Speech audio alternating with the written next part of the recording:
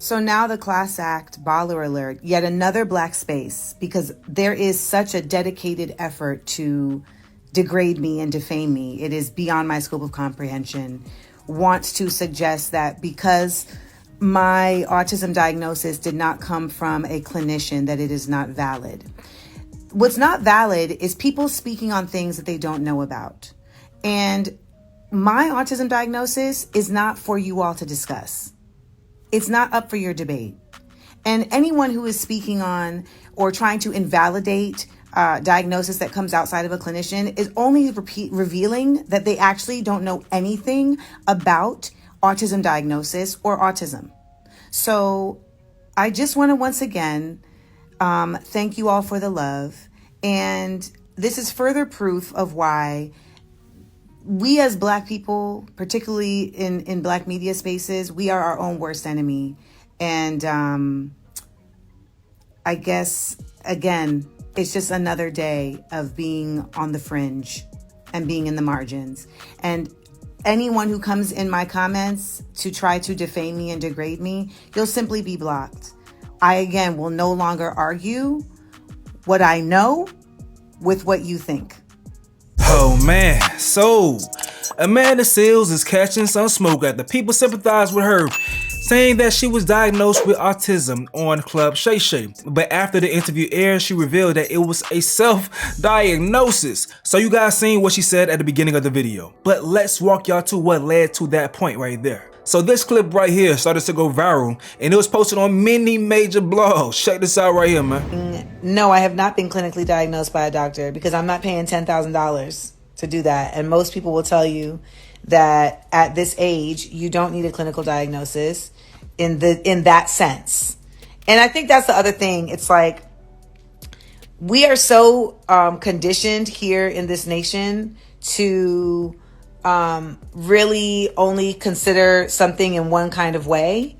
And I will get back to that. Okay, so that right there caused reactions like this right here. So let me get this straight. It's what dude's saying. Let me get this straight. Unhinged Twitter claims Shannon Sharpe isn't intelligent enough to interview someone as brilliant as Amanda Seales because he respectfully challenged her. And it turns out when he questioned if she had been diagnosed with autism, she lied. Check out this clip right here. If my father had lived with me, I would never have been the person I am now, because he wouldn't have been able to handle it. And I believe that he is autistic too. He's a because he's brilliant. Right.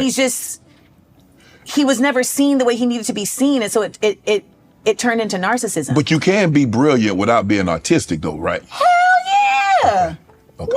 1000%. Okay. Absolutely. But just because I'm both. But I'm gifted and autistic. Yes, but Amanda, sometimes, just because you have a special gift, that doesn't mean that, you have a spectrum, or you have just because you see things differently, it doesn't mean that you're on the spectrum or you... This isn't related to simply how I see things. This is related to how my brain functions. Yes. But just because your brain functions differently from, say, mine. Yes. So you feel just because your brain functions differently that's what caused it, or there's a clinical diagnosis that there are clinical diagnoses. For you? Yes, there are clinical diagnoses for autism, yes. Yeah, I know when you take the tests, you see when you... Now, once again, that field response is like this right here. This person saying, so she's a liar. Because she literally sat up there and told Shannon that she was diagnosed. Ain't no she was diagnosed, she diagnosed herself. Amanda then comes to her social media and posts this right here saying, Shannon, but have you been clinically diagnosed? She says, me, yes, there is a clinical diagnosis for autism. So she then says, he then hung his head and exhaled in frustration because I did not answer his question. Because he smelt it. He smelt it, Amanda. He smelt it. And y'all know what it is. So she continued to say, that is called deflection. Why? Because I was not going to be pressured by this man who was interrogating me with absolutely zero love for me into proving something to him that by his line of questioning, he had already committed to undermining. I understand my response may be confusing to some, but I am clarifying it as I did in my live, and that is enough. Okay. What y'all gotta say about that? Let's continue reading though. So the reactions to her are very interesting. Let's read them, man. This person right here says she likes to hold people accountable for the things done and said. What's ironic is she doesn't like to be held accountable for the very same things. She is smart and talented, but not worth the headache being around her. That's what I said in my last video, and I understand. I get it. I get it for everybody that has grievances with her. Well, I get it. This person says she's still smarter, more degreed, and more talented than everyone reading this comment and this comment section. So what's up? You're the problem. You think you're helping her, but you're not. We should find it strange that this person is highly sensitive when receiving critical, constructive feedback, but has no problem giving critical feedback to others. Sounds like a lot more emotional immaturity. Now, remember when I told y'all about Shea Butter Twitter, boy? Shea Butter Twitter is pissed off at her, boy. So this person right here says, seeing the interview and hearing her say she was diagnosed with ASD was the very thing that made me want to give her a little grace for lacking self-awareness. But now she does this, girl. Wait, so she just decided to wear autism as a prop for the day? Like, and they was calling Sharpe all types of anti-black, low IQ stereotypes, shaking my head. Amanda self-diagnosing herself with autism and successfully garnering the hearts of the black community with her grade school racism stories to create the perfect shield to make a poor attempt to make us just like Issa Rae is A1 manipulation. I really try to give her grace, but she's the funkin' problem. Autism as a trend is really pissing me off. Amanda, don't piss me off. Go find another community to play with, because the ASD community is not the one or the two. Autism is not a hook you can hang your problematic personality hat on. Boy, they turn her ass up, boy.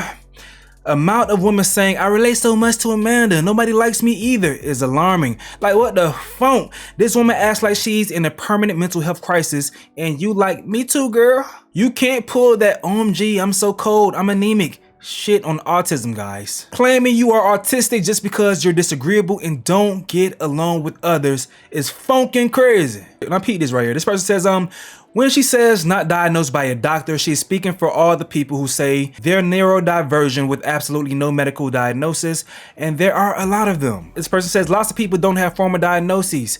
I see clients all the time where someone has spent years straight up hallucinating voices without ever having a diagnosis. The undiagnosed are the same as the self-diagnosed, even though there could be some overlap. This person responds perfectly by saying this right here, man. There's people walking around with a cough that's being caused by cancer. There are also people walking around with a cough that's being caused by a cold.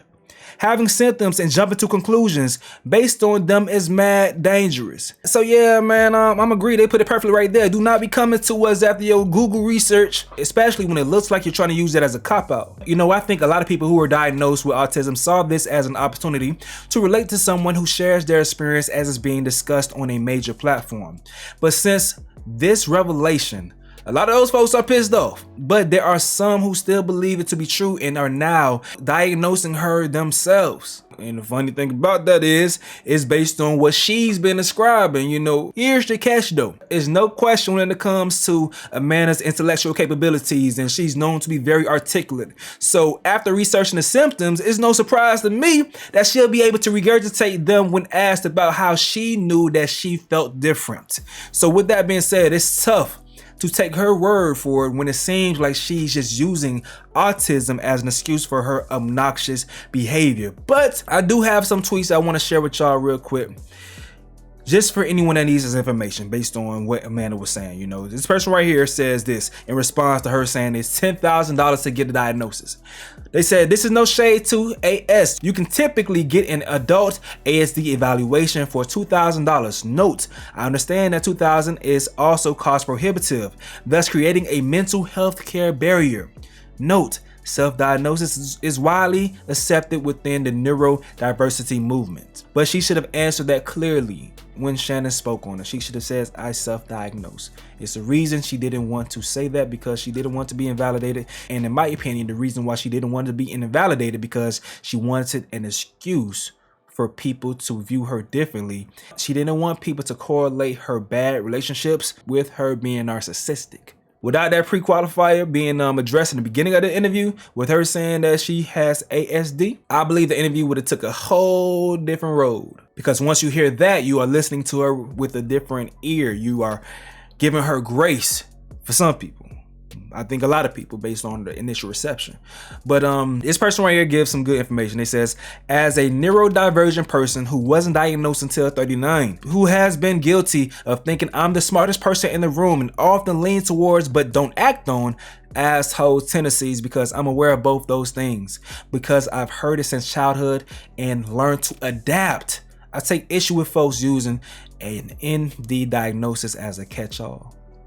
Yes, it's a spectrum, and some people are far more aware and able to regulate than others, but their social awkwardness, perceived coldness or distance, rigged patterns of behaviors, etc. And then there's other shit.